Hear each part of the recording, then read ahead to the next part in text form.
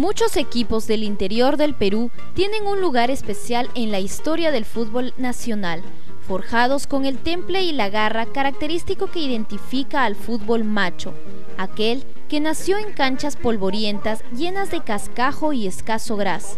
Pero el orgullo que tiene el Juan Aurich de Chiclayo no lo tiene ningún otro, el haber sido el primer cuadro provinciano que llegó a la Copa Libertadores de América, el más importante campeonato de clubes de este continente.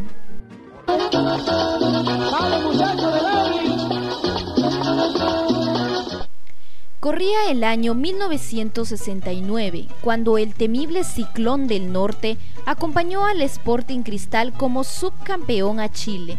En esta oportunidad les tocó rivalizar con la Universidad Católica y el Wanderers.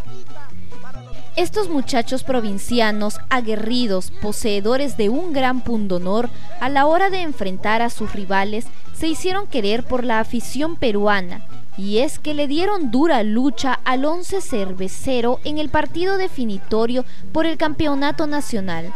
El resultado fue 2-1, Cristal se llevó el título, pero el Aurich cayó luchando hasta el último minuto. El equipo chiclayano era dirigido por el argentino Sabino Tano Bartoli, quien tenía un elenco constituido por jugadores muy rendidores. En todas sus líneas había mucho equilibrio de capacidad y fuerza. El señor Aurich hizo un equipo que prácticamente sabía que iba a dar iba a tener mucho abolengo en ese año, y armó el equipo y después trajo al señor Sabino Bartoli como entrenador. Y el Aurich empezó a hacer una campaña excepcional, muy excelente, que prácticamente le valió estar como segundo de la Copa Libertadores de América. En el recuerdo han quedado las figuras del cachorro Hernán Castañeda, el elemento más dotado técnicamente, lo mismo que el aguerrido Augusto Perro Vilches, un marcapunta pequeño y frágil, pero con una indesmayable entrega para marcar. Aquí está, por ejemplo, José Ramos, Enrique Castrión, el que habla, Antonio Sanguineto, el cachorro Castañeda, Augusto Vilches, Próspero Merino, Jorge Luis Charún, Mario Catalá, Eladio Reyes y Nemesio Mosquera. Igualmente sobresalía el golero Francisco Mendoza, considerado fijo en la selección peruana, que ese mismo año lograría la hazaña de la Bombonera. Como marcador destacado José Ramos, más conocido como cronómetro por su velocidad y fuerza, lo que lo convirtió en el motor del cuadro.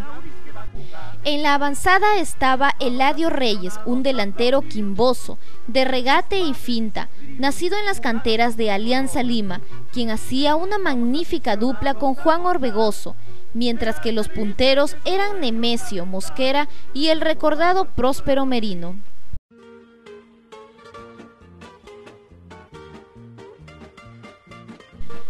Después vinieron los partidos más difíciles que se jugaron contra los chilenos, que tenían más recorrido y experiencia en estas lides internacionales.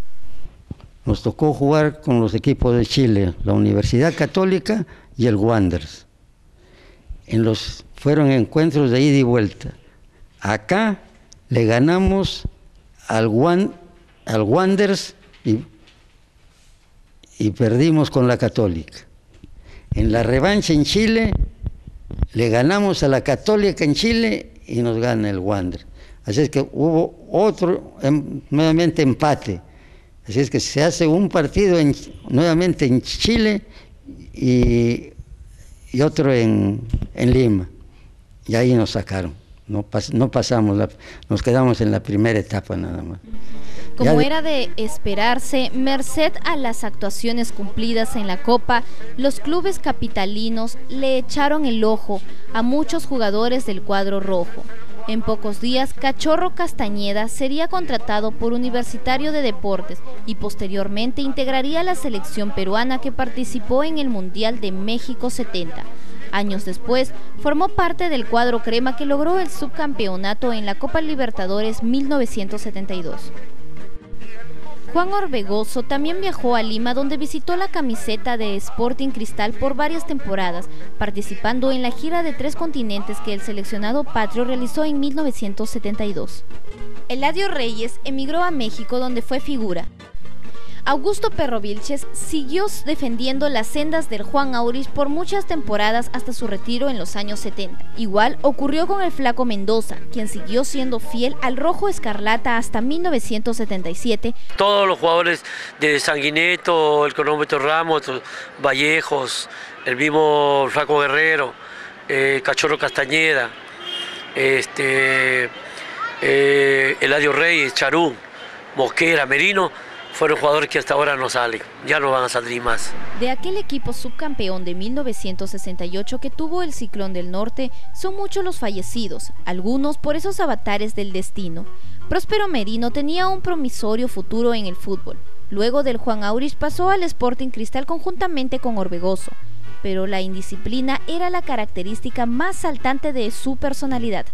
Años después, ya retirado, participó en una reyerta callejera en Piura, movido por el alcohol, y murió apuñalado. Otros que ya no están entre nosotros son Antonio Sanguineto, Jorge Luis Charú, mediocampista de fuerza y garra acreditada, y Nemesio Mosquera. Pero la campaña de 1968 no solo se logró gracias al esfuerzo de los jugadores, también estuvo presente desde la parte dirigencial la figura paterna de Guillermo Auris Bonilla, presidente del club en aquel entonces. Porque el señor Guillermo Auris fue el mecenas principal, el mentor de todo esto, de que Auris tuviera el mejor equipo de la época. Él ha mencionado jugadores que prácticamente entre comillas, habían concluido su carrera, venían contratados aquí al Auris por don Guillermo y otra vez recuperaban y eran llamados a la selección nacional. Don Guillermo es presidente honorario vitalicio de la institución, hincha como ninguno del cuadro rojo. Con sus 90 años de edad, sigue ferviente a la campaña del equipo, deseando su pronto regreso al profesionalismo. Por el Club Juan Auris han pasado figuras de renombre mundial. Ha estado Juan Seminario, que jugó en España, en el Zaragoza, y que fue el goleador del campeonato español, Juan Seminario. Meléndez, que ha jugado en el Boca Junior, que es el ídolo hasta ahora. Después ha tenido a Juan Joya, campeón mundial, que jugaba en el Nacional de Montevideo. Y jugadores pues como Perico León, Segarra, Eladio Reyes, Urrunaga, todo lo mejor que había en el Perú ha pasado por jugadores por Juan Auris.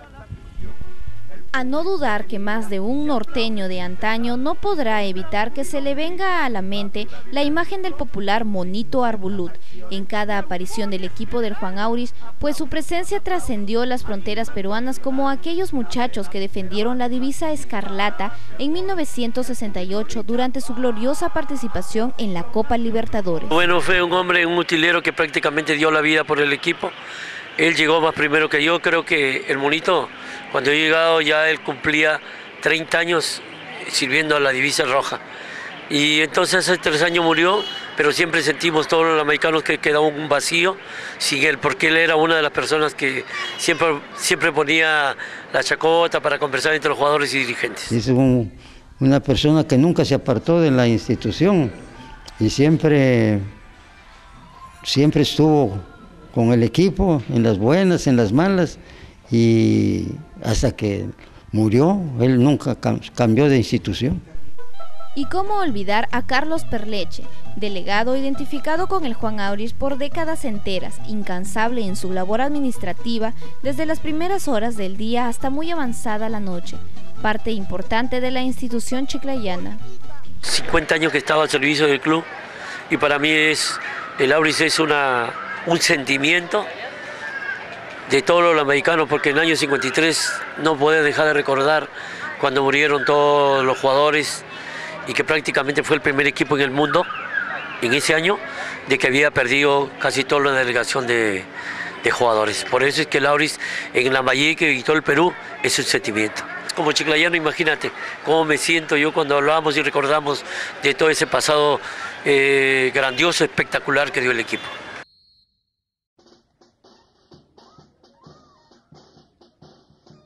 El Juan Auris vive momentos inciertos actualmente.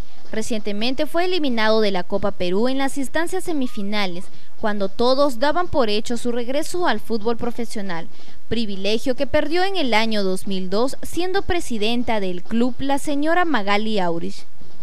Bueno, la causa fueron más que todo disputarse algunas letras de telefónica que daban al club Juan Aurich, donde la señora Magali exigía esas letras. Creo que a raíz de eso Ligero Salazar dejó el equipo y la señora Magali tomó al mando la presidencia, pero lamentablemente no solucionó los problemas económicos que los jugadores exigían. La mayoría de personas en el estadio piensan que la bajada de Aurich ha sido mi culpa. Revisen archivos de la época en la que yo estuve. Fue en la época, en el 2002. 2002. Es cuando ganamos el juicio, ¿no? Y volvemos a tener la posición del club. Chiquitín Salazar jamás renunció, y eso que quede claro para Lambayeque. Chiquitín Salazar, el Poder Judicial lo sentenció, como ustedes lo han visto.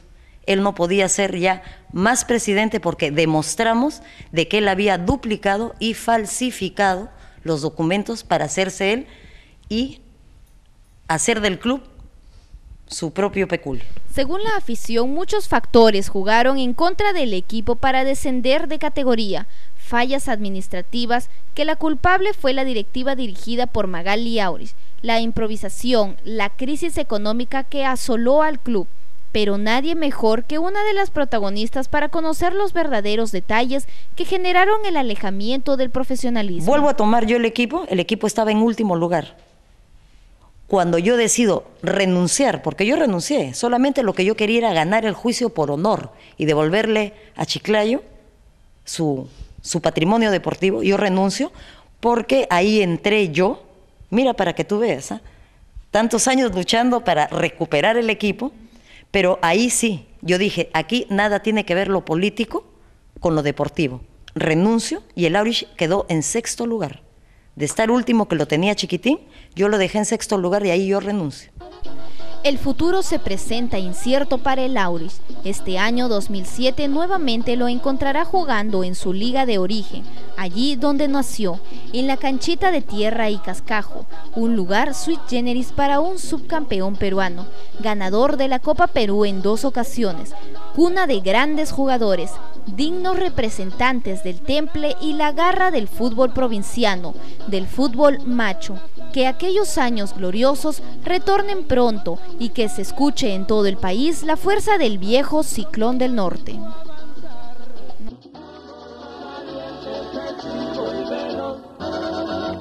Tómala Merino, pásase la Reyes, Lobato Mosquera, echar un paseo, Castañeda y Vilches, Ramos y Guerrero, ataca Sanguineto, el Aurich es primero. ¡Bravo Sabino! ¡Así!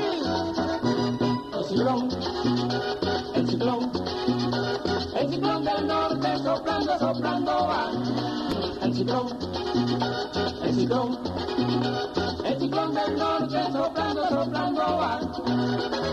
Se esmeraron los muchachos más y jugaron hasta campeonar. En el norte un grito resonó y el ciclón nomás hizo avanzar. Fútbol valiente, efectivo y veloz. Tómala Merino, pásase la Reyes, Lobato Mosquera, echar un paseo, Castañeda y Vilches, Ramos y Guerrero, ataja Sanguineto, que el Aurich es primero.